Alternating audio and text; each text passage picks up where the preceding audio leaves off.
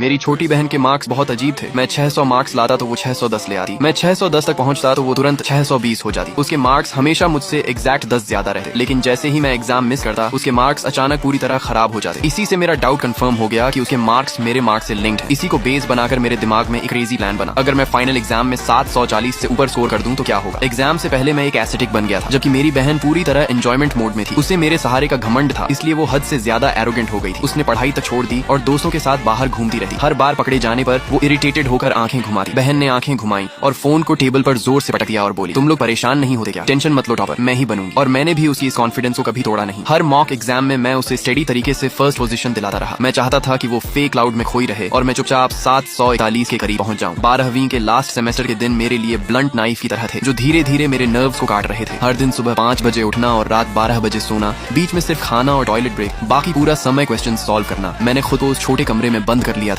जहाँ सालों से सनलाइट नहीं आई थी। मैं एक नॉन स्टॉप मशीन की तरह परफेक्टली ऑपरेट कर रहा था। बहन का कमरा मेरे बगल में था। वहाँ से कभी उसकी दोस्तों के साथ वीडियो कॉल की हंसी आती या ड्रामा देखते वक्त उसकी एग्जैजरेटेड रिएक्शंस की आवाज। कभी कभी वो जानबूझकर आवाज बहुत तेज कर देती, जैसे मुझे प्रोवोक कर रही हो, लेकिन मुझे फर्क नहीं पड़ता था। मैंने नॉइज इग्नोर करना सीख लिया था। मेरे दिमाग में सिर्फ एक आवाज घूम रही थी, 741। ये नंबर मेरे दिल में एक नेल की तरह घुसा हुआ था। जब भी मैं हार मानने लगा मैं उस पर जोर देता और पेन मुझे जागते रहने पर मजबूर करता। मार्च में लिन शाओक्सियाओ बार बार मेरे कमरे में आने लगी। शुरू में मैंने ध्यान नहीं दिया, सोचा कुछ ढूंढ रही है, लेकिन बाद में मुझे कुछ अजीब लगा। उसकी नजरें बदल गई थी, उनमें सस्पिशन और टेस्टिंग था। एक बार मैं मैथ का टफेस्ट क्वेश्चन सॉल्व कर रहा था। वो दरवाजा खोलकर अंदर आई और मेरे पीछे खड़ी होकर काफी देर तक मेरे रफ पेपर को देखती रही। उसने पूछा, भाई तुम आजकल इतना मेहनत क्यों कर रहे हो? मैंने बिना ऊपर देखे कहा, ठीक ही है, एग्जाम पास है तो पढ़ना तो पड़ेगा। लिन शाओक्सियाओ थोड़ा पास आई और मेरे लिखे को देखने की कोशिश करने लगी और बोली, लेकिन तुम पहले इतना सीरियस नहीं थे। मेरे दिल में हल्का सा झटका लगा, लेकिन चेहरे पर कुछ नहीं दिखाया। मैंने जानबूझकर साई भरी और पेन रखकर थके होने का नाटक किया और कहा, पेरेंट्स का प्रेशर है, अगर अच्छे कॉलेज में नहीं गया तो खर्चा बंद कर देंगे, मैं क्या कर सकता हूँ। लिन शाओक्सियाओ का एक्सप्रेशन रिलैक्स हो गया और उसके चेहरे पर हल्की मॉक वाली स्माइल आई और बोली, तुम और टॉप कॉलेज। फिर वो मुड़कर चली गई और जाते हुए बोली, ज्यादा मेहनत मत करो, वैसे भी टॉपर मैं ही बनूंगी। मैं उसके पीछे जाते हुए फिगर को देखता रहा और कुछ नहीं बोला। दरवाजा बंद होने के बाद मैंने फिर से पेन उठाया और हल्का सा मुस्कुराया। बहुत अच्छा, ऐसे ही मुझे अंडर एस्टिमेट करती रहो। तुम जितना मुझे हल्का लोगी मैं उतना सेफ रहूंगा। लेकिन